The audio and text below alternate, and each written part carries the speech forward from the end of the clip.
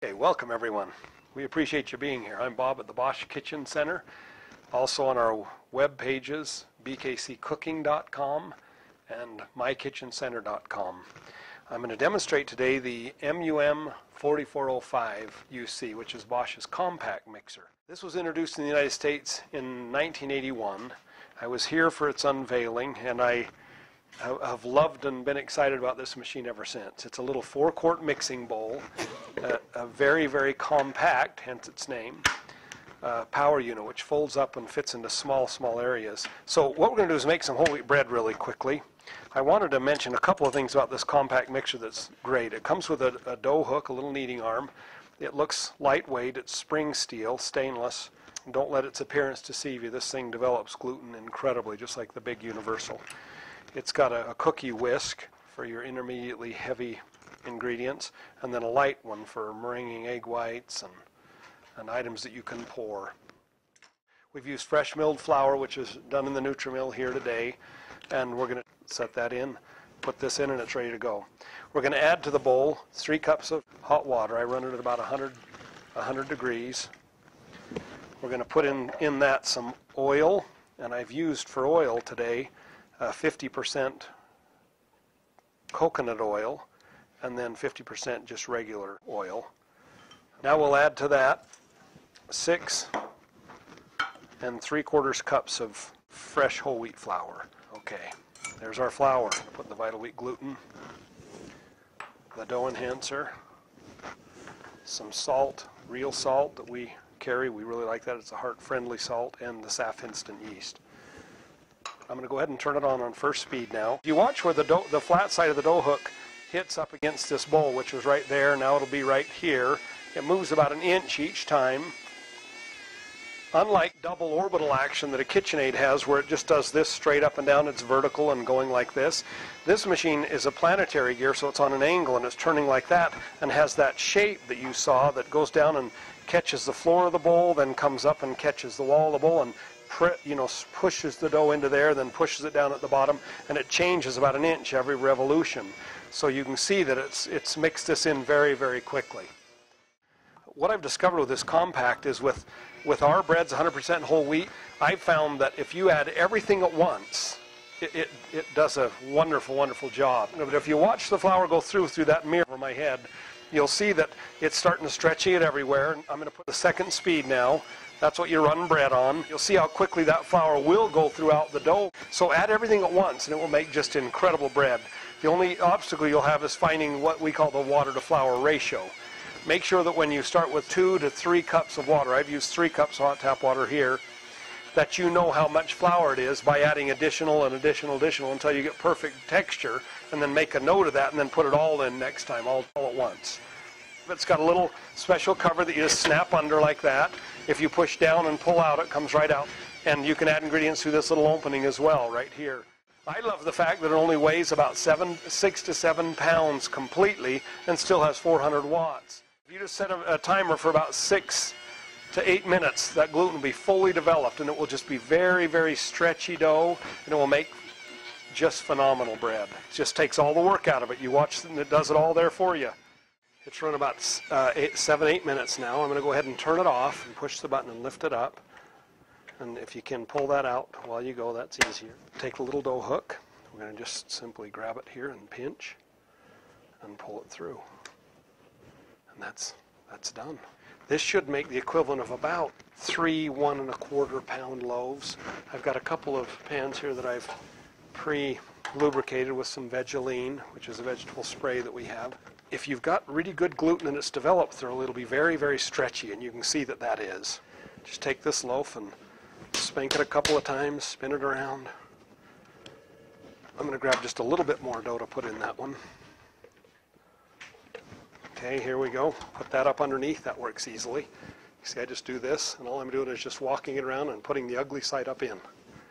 And then just take it, and if you spank it on the surface, it relaxes the surface of the dough. And then you just set that down inside like so. So we're going to take our little razor tool, and we're going to make just a little slit across the loaf diagonally here. Maybe 4 or 5 of those. We don't know why, except it looks really cool and people think you're really amazing. I'm going to recut those just so it's a little deeper. Okay. Your neighbors will say, holy cow, you have got bread making skills. So there's our little loaf right there. And it doesn't matter if it's in the center. A lot of people roll it out and make it fill the whole area, but it's going to take the course of least resistance, go to the sides first, and it'll come up. Now you can cover it with plastic if you'd like. I just usually put it in the oven at about 100 degrees if your oven will go to 100 or 110, so it doesn't get it too hot. If the pan exceeds a temperature where you can touch and it's really, really comfortable, that's too much heat, and it will kill all the carbon dioxide bubbles about 1 inch, 2 inches deep all the way around the pan and at the bottom. So when you cut your loaf, you'll have great big air bubbles here and really flat ones here, like it didn't ever get a chance to rise. We want to rise it as comfortably and easily as possible. So we've gone ahead and made 2 of the loaves, and we got some more dough here that we've allowed to rise for a time. I'm going to take some of that out and make the pizza crust with it. So it's really the bread dough recipe, and if you let it rise a little bit, it makes it a little softer and the texture a little nicer. You always pinch bread dough like that. I've got the pizza peel here. This wooden board is called a pizza peel. This white piece of paper here is parchment paper. It's quill-on line paper that we have here. It's about $4.99 for 100 sheets, and they fit that aluminum cookie sheet perfectly. We found them very helpful to make pizza dough too, and get rid of the mess of the cornmeal or the flour all over the oven and all over your counter. I just push it down a little bit like this. Then we take a little dough poke. The dough poke just punches holes in the dough, and it makes it that by punching holes, it gets rid of those great big pockets of air or carbon dioxide that you get that are big bubbles. It also makes it a little more malleable, so you can take your little pizza roller and push the dough. It'll kind of go where you want it to go. Notice I'm using a little rolling pin, and the reason why is because this will slide all over if I have both hands busy. Okay, here we go. Push this to there. Those who attend our classes just love this pizza. And we want to make sure it slides. It's sliding easily. See that? Now we're going to take a little pizza sauce mix. We just take an 8-ounce can of pizza sauce mix and put just about a tablespoon of, or tomato sauce rather. We take just 1 tablespoon of pizza sauce mix. We just mix it together, and it makes this job very simple. For those who wonder, I made 2 batches, so this is a second batch that got to rest for a little while so we could get this done a little quicker. We're going to take the little mixer and show you one of the funnest attachments for it. We're going to take the little cover off here, and we're going to take the little continuous shredder, set it there, and turn it, and it locks on so you can pick the machine up. You got a pusher here, and then it's continuous feeding. So what I do is I rotate it up and roll it forward and just put the toppings right on. It's cool. Okay, let's try it out. Set it down. I'm going to take some portobello mushrooms, and just little ones. If you can get them to stand, they'll come out looking like a mushroom when they're done. Put a little pressure on it and roll that on to speed 1 or speed 2, and you can just take it and push it down, and you're about done. That's cool. That's the greatest ever. I think that is so easy. Now we're going to fill some olives in there. If you can get some firm black olives, it'll cut them really clean, like you've had a knife and done it but totally by hand.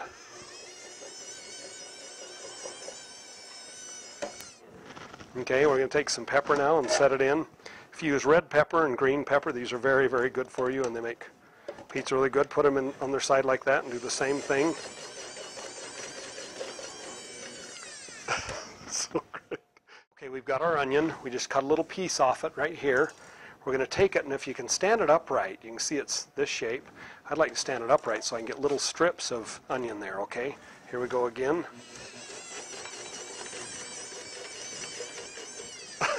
Now that may be too much onion. I don't know, for some of your taste. I'll take a little off. It got a little carried away, but it was fun.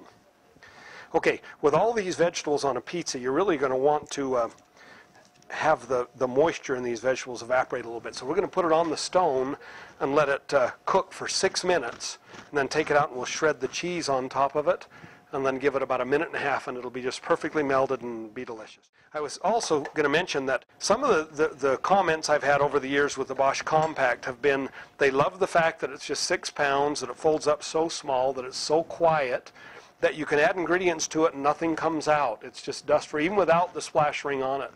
You can put 3 3/4 quarts of water, which is about this high on the bowl right there, and turn this whip on low and nothing will splash out.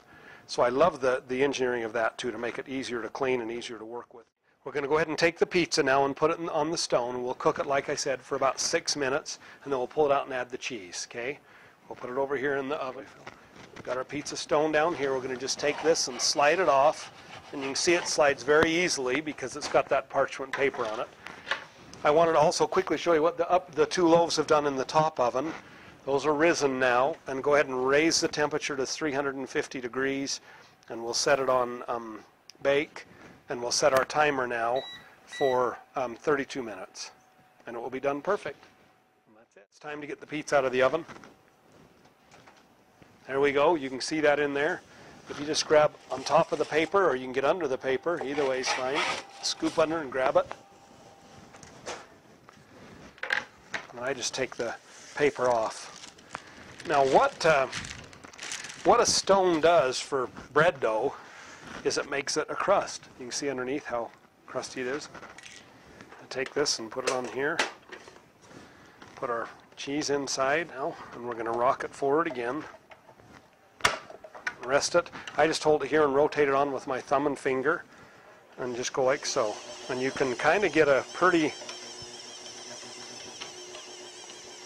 even distribution of cheese there.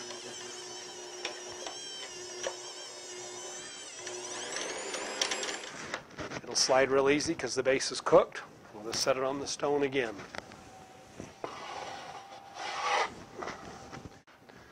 That's it. We've taken the pizza out of the oven now. Go through it like so. And there's our pizza. Perfect. Our loaves are finished. Got nothing here. Okay. That's what the loaves look like. Tap them out of their pan, and that's it. What we do here at the Bosch Kitchen Center is we use a little bit of mist, a real fine mist of water, and spray the crust, and it makes the crust really soft. Set it on its side. Still hot. There it is. See, you push it. It's beautiful. Okay, that is the end of the class.